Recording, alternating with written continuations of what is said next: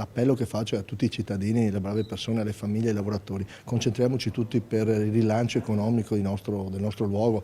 Porto Marghera, il centro storico di Venezia, tutta la filiera turistica, ma anche le grandi scommesse sulla ricerca, sull'innovazione, sull'ambiente. Inizia con un appello diretto ai cittadini veneziani la campagna elettorale del sindaco uscente Luigi Brugnaro. Il rilancio economico del territorio è il primo punto, ma per concretizzarlo davvero serve l'aiuto di tutti. Se non ci interessa la provenienza, non ci interessa di chi siete figli, di chi siete parenti, cosa pensate su tanti di valori, più siamo, più bello è. Questa è l'idea civica che ho io della politica e penso che potrebbe essere un modello per il futuro. Un messaggio inclusivo, prettamente civico, quello di Brugnaro, comunque sostenuto da tutti i partiti di centrodestra.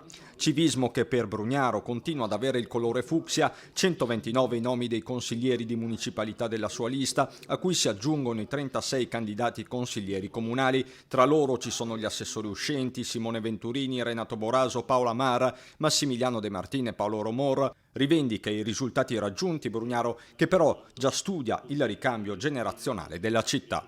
Pensiamo di aver amministrato per i cittadini, per il rinnovo della città. Dobbiamo consolidare questo cambiamento lasciando nei prossimi 5 anni a giovani talenti, a giovani che vogliono intervenire e vogliono curarsi della loro città, in modo che questo processo di ristrutturazione che abbiamo esercitato con grande difficoltà ma che ci ha trovato vincenti, coi bilanci, coi numeri, si consolidi sulle gambe dei cittadini veneziani, dei giovani mestrini, giovani abitanti che abitano qua e che vogliono qui costruirsi la loro vita e la loro famiglia, perché se rinasce Venezia riparte proprio tutta l'Italia.